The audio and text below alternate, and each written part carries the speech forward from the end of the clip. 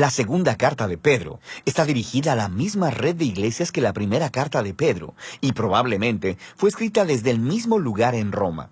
Pedro ha entendido que morirá pronto, y la evidencia que tenemos de la tradición temprana dice que Pedro fue ejecutado por las autoridades romanas durante el reino del emperador Nerón. Así que esta carta es como el discurso de despedida de Pedro. Él inicia ofreciendo un reto final, que los seguidores de Jesús deben ser personas que nunca dejen de crecer. Y a esto le siguen dos advertencias finales acerca de un número creciente de maestros corruptos que están haciendo que los cristianos en estas comunidades de iglesia se desvíen.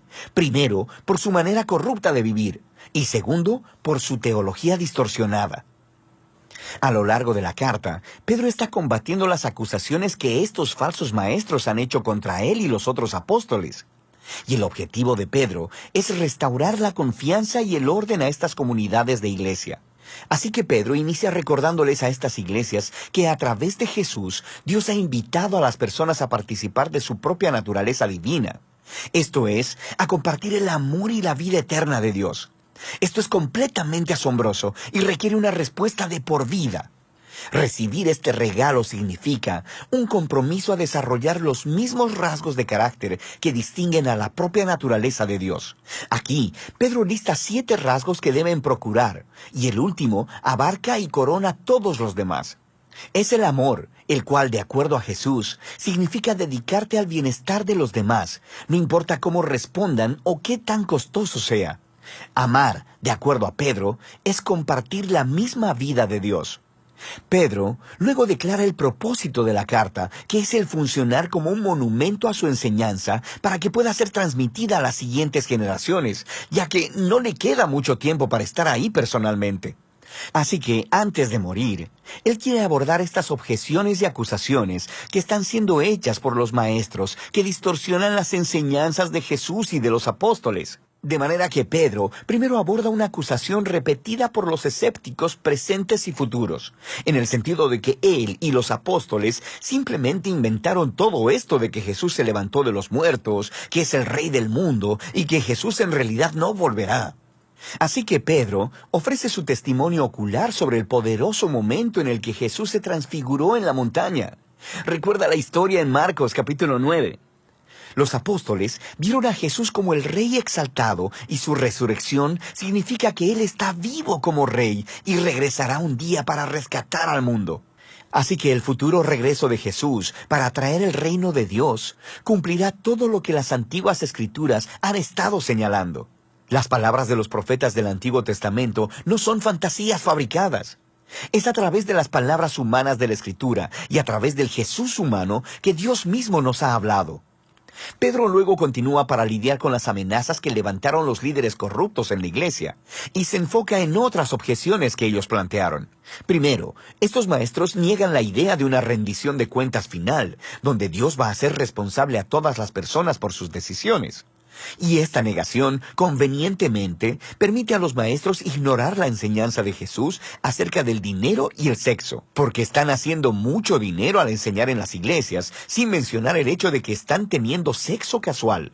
Pero Pedro le recuerda a los lectores que Dios puede responder a la rebelión con su justicia, y lo hará. Él recuenta 3 ejemplos antiguos de cuando Dios hizo eso. Primero él menciona la historia de los hijos de Dios en Génesis 6, como fue interpretada en una popular obra judía de aquel tiempo, llamada Primera de Enoc. Primera de Enoc dice que los hijos de Dios son ángeles rebeldes que cruzaron la línea y se acostaron con mujeres, ganándose el juicio de Dios. Pedro luego habla de la historia del antiguo diluvio y después de la historia de Sodoma y Gomorra. En cada caso, hubo una rebelión que llevó al juicio divino. Pero Pedro dice, Dios siempre fue fiel en liberar a su pueblo, y utiliza la historia de Lot para poner un ejemplo.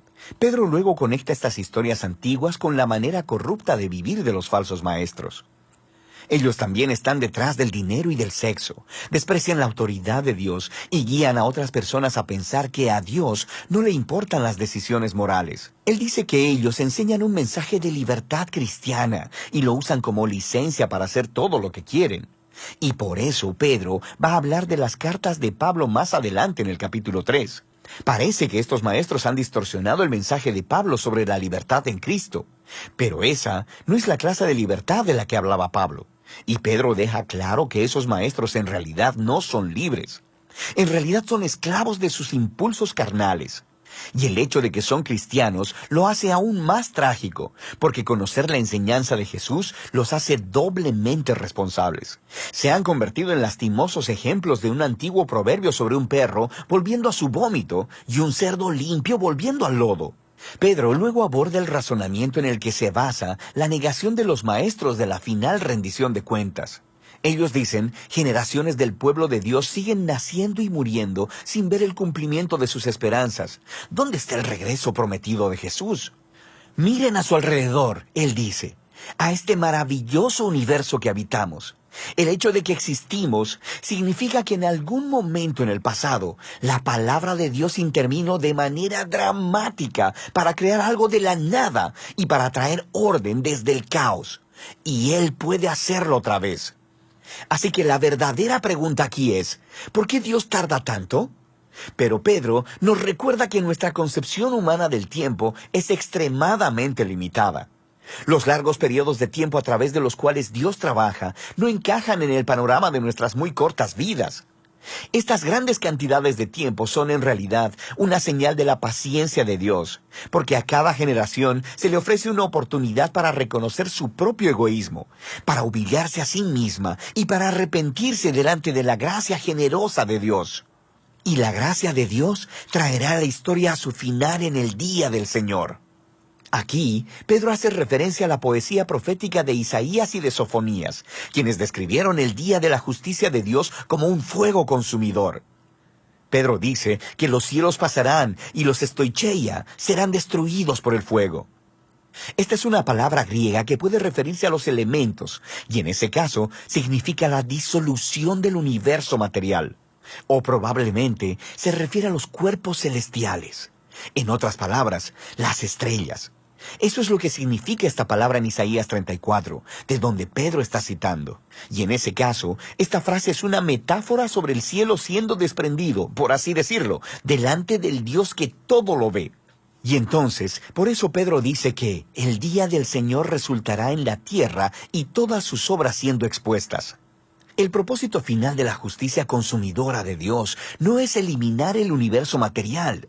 Más bien, es exponer la maldad y la injusticia y removerla para que una nueva clase de cielos y tierra puedan emerger. Una que esté permeada de justicia, llena del amor y del pueblo de Dios, quienes conocen y aman a Dios y a su prójimo como a ellos mismos.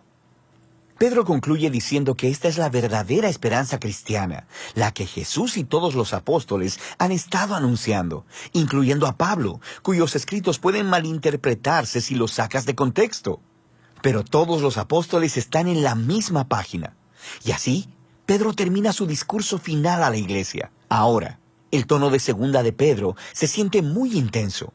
Pero su pasión viene de una firme convicción de que Dios ama a este mundo y está determinado a rescatarlo a través de Jesús.